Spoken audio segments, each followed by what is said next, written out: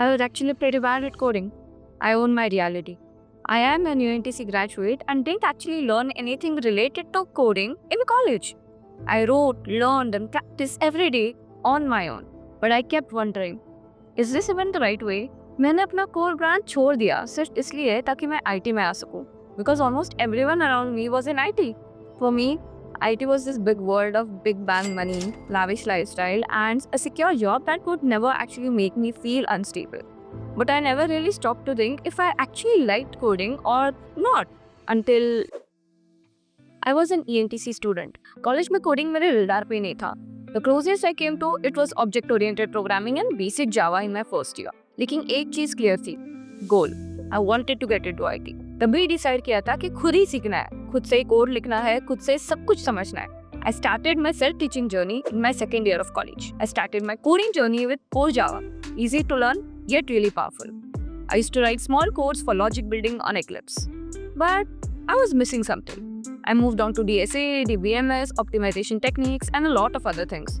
At that time, I felt I was pretty good at it. But maybe I just wanted to survive long enough to actually start making six figures. पर वो एक चीज तब भी missing थी. Intent. What am I doing? Do I even like what I do? And am I even good at it? Intent is really important. अगर तुम्हें यही नहीं पता कि तुम ये सब क्यों कर रहे हो, then surviving in this cutthroat competition becomes next to impossible. I realized that I was missing the intent just before my placements, and that hit me hard. I had the skills, the practice, the hours of learning, but still my coding was okay-ish. So I made a decision. I decided to solve my intent problem. Even if it takes months or weeks, it's okay. I needed to find it right now, whether I truly belonged in IT or I was just forcing myself to fit in. That's when I started digging deeper. I stopped chasing surface level YouTube tutorials and began questioning how things actually work. And I remember, one of the first things that genuinely caught my attention was the internal working of HashMap. पहली बार लगा, okay wait, ये चीज़ तो actually interesting है. On the surface, HashMap लगता है simple key value pair storage. But the moment I started learning how it actually works behind the scenes, I was blown away. A HashMap uses a concept called hashing. When you put a key value pair into it, the key is passed to the hash function that calculates an index in the underlying array. जहाँ वो value actually store होती है. Sounds straightforward, right? But what if two keys generate the same hash? That's where collision handling comes in. I learned about how Java handles these collisions using linked lists, and even in the newer versions, even balanced trees to maintain performance.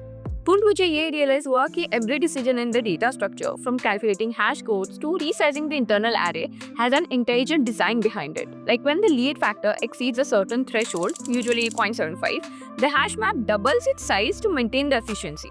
Every time I dug into these internal mechanics, I felt like I was uncovering layers of logic and design, like peeling an onion off the core. This wasn't just writing map.put key, value pair anymore. It became more about how and why it works. I started thinking, if a simple looking data structure has this much depth, what else am I missing in everything I use daily? That's when I got hooked. I started diving into more concepts like hash set, concurrent hash map, hash table, and even how they differ in terms of thread safety and synchronization and performance. That curiosity led me to explore real-world use cases of hash maps. And I was like, okay, this is not boring at all. This is GES. That's when I realized being a good coder is not just about whether you like it or love it. It's an entire mindset.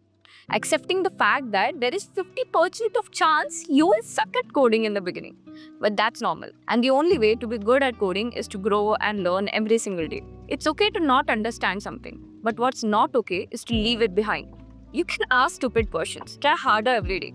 Understand, learn, actively pursue knowledge. One thing that struck me is companies don't just hire us based on what we already know or what we pretend to know. They also hire us based on our potential, our mindset, and our drive to keep learning and growing. Today, I finally understand the importance of concepts, learnings, and every single logic that I tried to build in these past 5 years and 3 years of college. मैं खुद से architecture बनाती हूँ, problem solve करती हूँ, और मज़ा भी आता है. This kind of learning is where my love for coding and solving problems actually skyrocketed. I finally felt confident in my ability to code. जो 18-year-old शिवानी थी, तो उसने कभी नहीं सोचा था कि आज की शिवानी सिर्फ सर्वाइव नहीं कर रही है, she's thriving. She's learning, growing, and most importantly, loving the journey.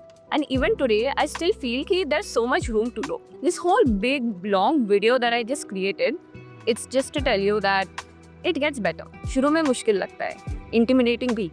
और हाँ, कुछ लोग naturally coding में अच्छे होते हैं, लेकिन इसका मतलब ये नहीं है कि तुम नहीं हो सकते। Even if you come from a different stream or pursuing any different degree, it doesn't mean you won't be good at coding. There is a place for everyone at this table. If I can do it, so can you. All it takes is a little faith in yourself and just setting the right intent. और फिर देखना कैसे perfectly और beautifully तुम यहाँ fit नहीं, stand out कर जाते हो।